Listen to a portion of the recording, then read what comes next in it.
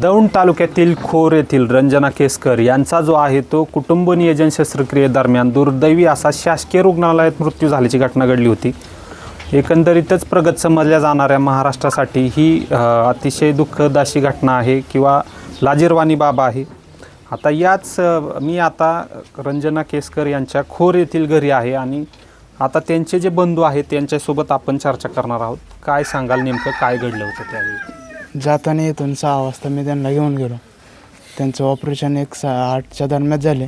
तर डॉक्टर कोणी एक नजर चुकीने किंवा त्यांच्या हलगर्जीपणाने एक शिर चॉकअप झाली.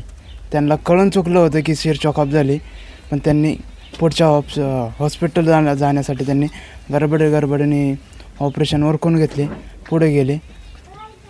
पुढे गेल्यानंतर त्यांची मनस्थिती म्हणजे त्या पेशंटची बहिणीची हालचाल बेकार म्हणजे व्यवस्थित हे झाली.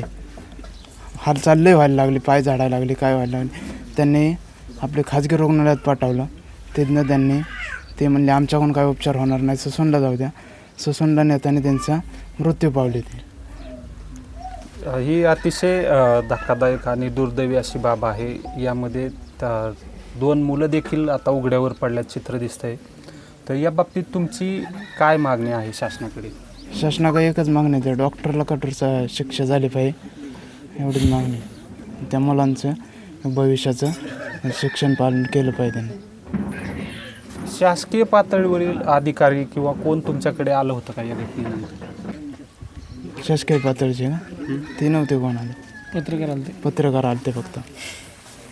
शासकीय पातळीवरील कोणीही यांच्याकडे अद्याप फिरकलं नाही, फक्त पत्रकार आले होते अशी माहिती जी आहे ती यांनी दिलेली आहे. आणि या घटनेतील दोषी डॉक्टरांवरती कारवाई करण्याची मागणी जी आहे ती संबंधित महिलेच्या भावाने केली आहे. LS मराठीसाठी रिपोर्टर सचिन आव्हाड, दौंड.